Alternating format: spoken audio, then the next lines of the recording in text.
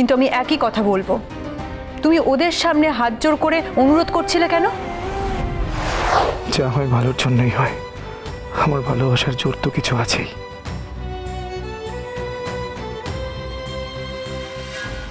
কেঁদো না মা, কেঁদো না। সব সব শেষ হয়ে গেল, সব শেষ হয়ে গেল। কিচ্ছু শেষ হয়নি মা, মা এরকম করো না, কিচ্ছু শেষ হয়নি মা, এটা হওয়ারই ছিল না। প্লিজ এরকম করো না তুমি।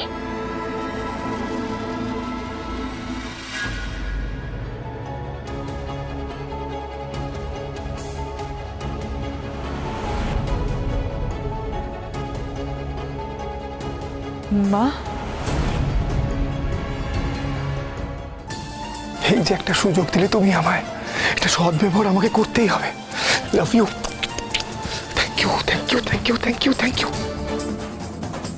ওদের বৌদি গেল তো গেল, আসার তো কোনো নামগন্ধ নেই রে। আসবে আসবে। এই ওদিকে দেখো। আরে বাবা ওদিকেই তো দেখছি আমি। ওকে দেখো। আরে বাবা ওকে দেখার জন্যই তো আমি হাফ ইন্টারেস্ট করে বসে আছি ভাই। এই শান্তিগোপাল নাচে কেন? ওদিকে দেখো নাচছে। তুমি দেখো দেখো। কে? ই আবার কে রে? এ নাচছে কেন? সেটাই তো বুঝতে পারছি না, এরা এত ফুর্তি কিসে? বিয়ে হলে তো আত্মীয় স্বজনদের নাচতে দেখেছি। এ ভাঙলে এরম ভাবে তো নাচতে আমি কাউকে দেখিনি। কেসটা কি বলতো?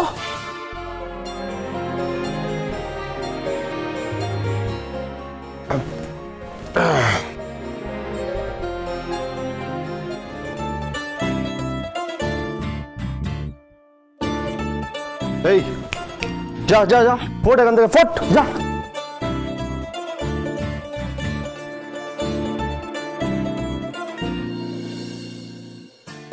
কি হলো কেসটা? তুমি কিছু না বুঝে ছেড়ে দিলে মালটাকে? আমি আজ কিছু বোঝার মুডে নেই ভাই, আমি আজ হেব্বি খুশি। চলো দিকে ঘোর। মা, মা কি হলো তোমার? মা শোনো আমার কথা। মা,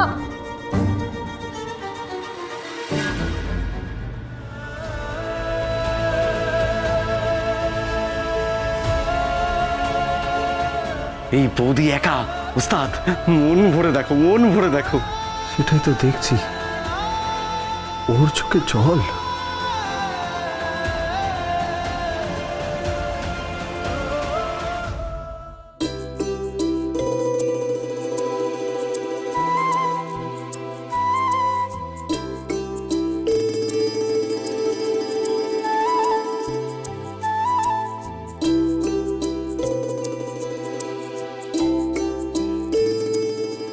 মাগো, মাগো, আমি জানি না তোমার পুজোর নিয়ম কি, কিন্তু আমি তোমার কাছে প্রার্থনা করেছিলাম আর তুমি এইভাবে আমার ডাকে সাড়া দেবে আমি কোনোদিনও ভাবতে পারিনি।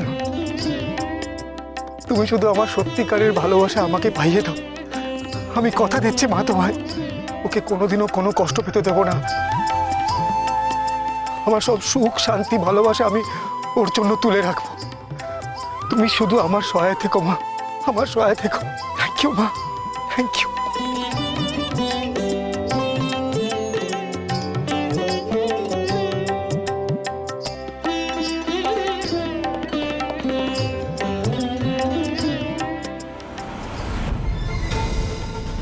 যে মহিলা নিজের স্বামীকে সংসারে বেঁধে রাখতে পারে না, তার মেয়ে কি করে নিজের স্বামীকে সংসারে বেঁধে রাখবে? এরা মা মেয়ে সবাই অপয়া। আপনারা তো বলে দিলেন যে ওদের বাবা নেই, কিন্তু এত বড় মিথ্যাটা কিভাবে লোকে বোঝাবো? আমার মনে হয় এই সম্বন্ধটা নিয়ে আর আমাদের পক্ষে এগোনো সম্ভব না।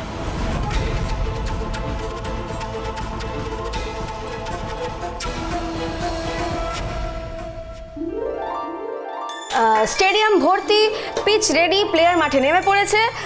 আজ হয়েছে বর্দি ভাইয়ের ফেভারিট আলু পোস্ত। তাহলে কি আজকে বর্দি ভাই 2 গোরস ভাত বেশি খাবে? সেটাই জানতে চাইছে আজকে আমাদের দর্শক। রোজ আমাদের দিদি আমাদের ভাত বেড়ে দেয়। আজকে আমরা দিদিকে গোরস করে খাইয়ে দেব। দেখি, নিশ্চয়ই খুব খিদে পেয়েছে দিদি। নে, হাঁ কর।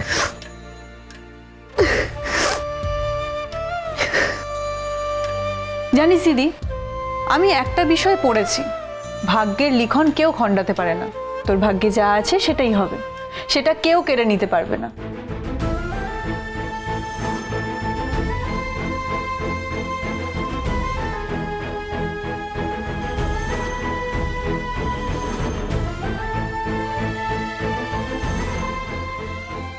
বাড়িতে সেধে আসা ভাগ্যকে যদি গলা ধাক্কা দিয়ে কেউ বের করে দেয়, তার ব্যাপারে তোর বইতে কি লেখা আছে?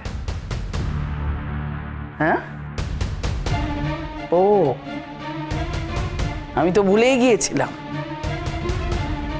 2-4টে বই পড়ে যে ঝগড়া করে তাকে আবার প্রতিবাদী বলে। সব ব্যাপারে কোনটা ভুল কোনটা ঠিক সে বিচার করে, সবাইকে ভালো মন্দর জ্ঞান সে দেয়। সে দিদিকে দেখতে আসা পাত্রপক্ষই বা হোক না কেন। তোমার কি মনে হয় মা, আমি ভুল কিছু নিয়ে ঝামেলা করেছি?